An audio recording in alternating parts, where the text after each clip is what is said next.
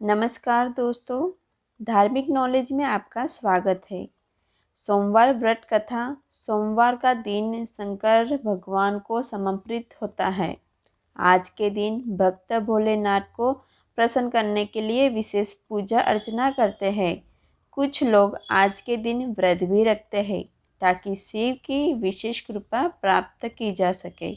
बाबा भोलेनाथ के आशीर्वाद के लिए आप भी सोमवार का व्रत कर रहे हैं तो शिव की व्रत कथा को पढ़कर या सुनकर इस उपवास का पूरा करें।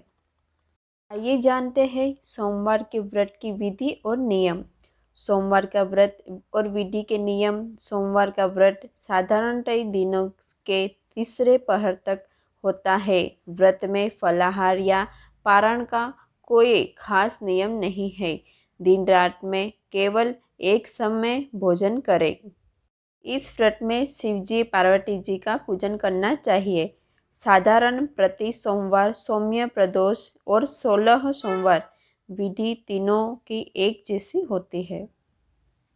सोमवार व्रत कथा।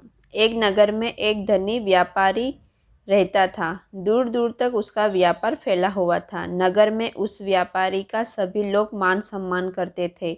इतना सब कुछ होने पर भी वह व्यापारी बहुत दुखी था क्योंकि उस व्यापारी का कोई पुत्र नहीं था। दिन रात उससे एक ही चिंता सताती रहती थी।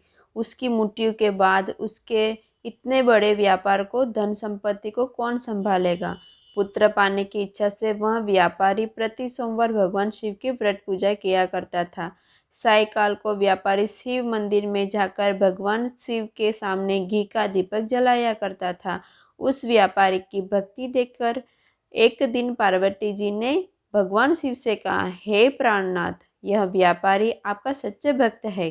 कितने दिनों से यह सोमवार का व्रत और पूजा नियमित कर रहा है।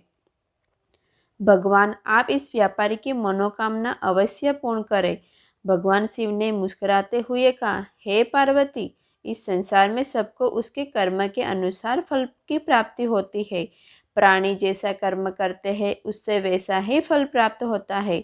इसके बावजूद पार्वती जी नहीं मानी। उन्होंने आग्रह करते हुए कहा, नहीं प्राणनाथ, आपको इसकी इच्छा पूरी करनी पड़ेगी। यहाँ आपका अनन्य भक्त है, प्रतिदिन सोमवार का विधि व्रत रखता है और पूजा अर्चना के बाद आपको भोग लगाकर एक समय भोजन ग्रहण करता है। आपको इससे पुत्र प्राप्त का वरदान देना ही होगा। पार्वती जी का इतना आग्रह देखकर भगवान शिव ने कहा, तुम्हारे आग्रह पर मैं इस व्यापारी को पुत्र प्राप्त का वरदान देता हूँ, लेकिन इसका पुत्र 16 वर्ष से अधिक जीवित नहीं रहेगा। उसी रात भगवान शिव ने स्वप्न में उस व्यापारी को दर्शन देकर उसे पुत्र प्राप्त का वरदान दिया और उससे पुत्र के 16 वर्ष तक जीवित रहने की बात भी बताई। भगवान के वरदान से व्यापारी को खुशी तो हुई, लेकिन पुत्र की अल्पायु की चिंता ने उसे खुशी को नष्ट कर दिया। व्यापारी पहले की तरह सोमवार का विधि व्रत कर रहा था। कुछ महीनों पश्चात उसके घर अति सुंदर पुत्र उत्पन्न हुआ। पुत्र जन्म के से व्यापारी के घर में खुशियां भर गई। बहुत धूमधाम से पुत्र जन्म का समारोह मनाया गया। व्यापारी को पुत्र जन्म की अधिक खुशी नहीं हुई क्योंकि उस पुत्र की अल्प आयु के रहस्य का पता था। यह रहस्य घर में किसी को नहीं मालूम था। जब पुत्र 12 वर्ष का हुआ तो शिक्षा के लिए उसे वाराणसी भेजने का निश्चय किया। व्यापारी ने पुत्र के मामा को बुलाया और कहा कि पुत्र को शिक्षा प्राप्त करने के लिए वाराणसी छोड़ आओ। लड़का अपने मामा के साथ शिक्षा प्राप्त करने के लिए चल दिया।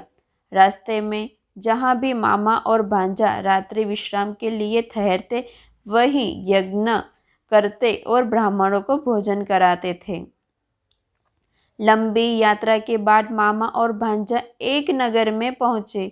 उसी नगर में राजा की कन्या के विवाह की खुशी में पूरे नगर को सजाया गया था।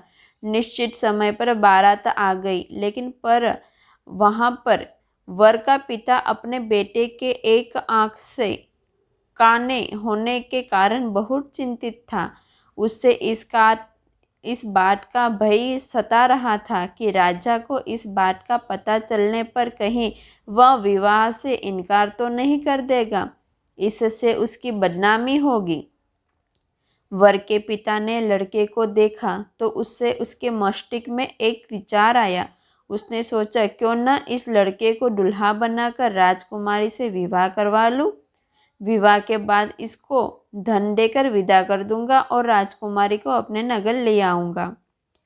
वर के पिता ने इसी संबंध में मामा से बात की। मामा ने धन मिलने के लालच में वर के पिता की बात स्वीकार कर ली।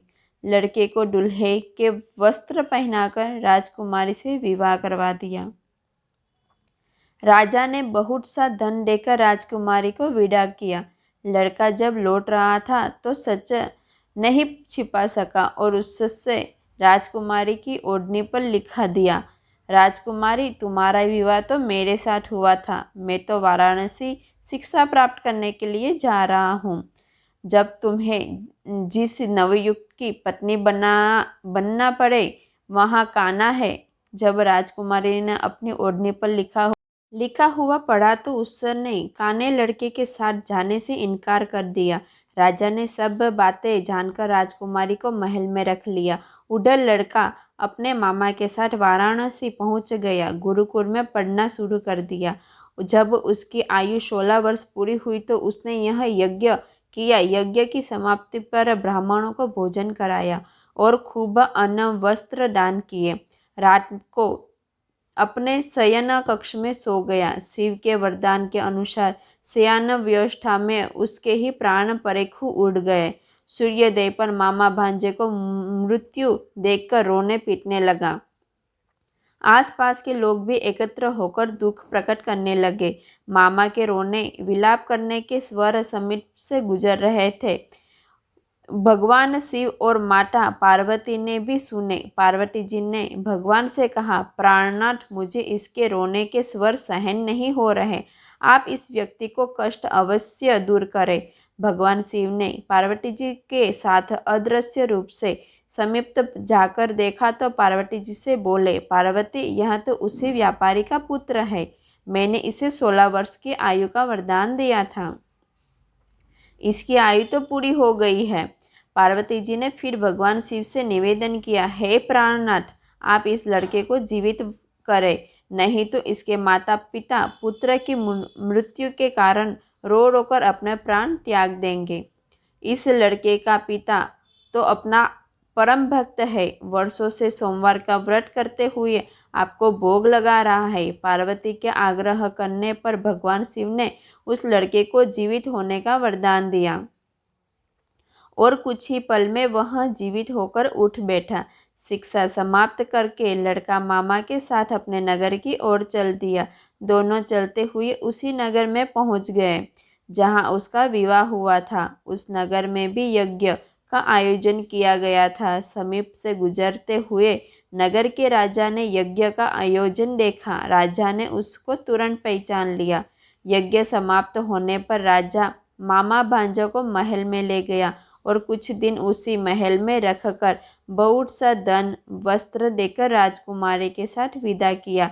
रास्ते में सुरक्षा के लिए राजा ने बहुत से सैनिकों को भी साथ भेजा। नगर में पहुंचते ही एक दूत को घर भेजकर अपने आगमन की सूचना भेजी। अपने बेटे के जीवित वापस लौटने की सूचना से व्यापारी बहुत प्रसन्न हुआ। भूखे प्यासे रहकर व्यापारी और उसकी पत्नी बेटे की प्रतीक्षा कर रहे थे।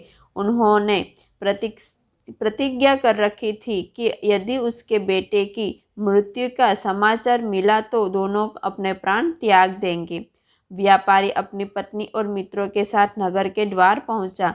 अपने बेटे के विवाह का समाचार सुनकर पुत्रवधू राजकुमारी को देखकर उसकी खुशी का ठिकाना न रहा। उसी रात भगवान शिव ने व्यापारी के स्वप्न में आकर कहा, हे श्रेष्ठी, मैंने तेरे सोमवार के व्रत के लिए और व्रत कथा सुनने से प्रसन्न होकर तेरे पुत्र की लंबी आयु प्रदान की है। व्यापारी बहुत प्रसन्न हुआ। सोमवार का व्रत करने से व्यापारी के घर में खुशियाँ लौट आई। शास्त्रों में लिखा है कि जो स्त्री पुरुष सोमवार का विधित्व व्रत करते हैं और व्रत कथा सुनते हैं उनकी सभी इच्छाएं पूरी होती हैं। दोस्तों, मैंने सोमवार व्रत कथा की पूरी कहानी आपको सुनाई है। आपको ये मेरी कहानी कैसी लगी? अगर आपको वीडियो पसंद आया है, अपने दोस्तों और परिवार के साथ शेयर करें और वीडियो के देखने के लिए मेरे चैनल को सब्सक्राइब ज़रूर कर दीजिए ताकि ऐसी और धार्मिक कथाएं आपके साथ शेयर करूं।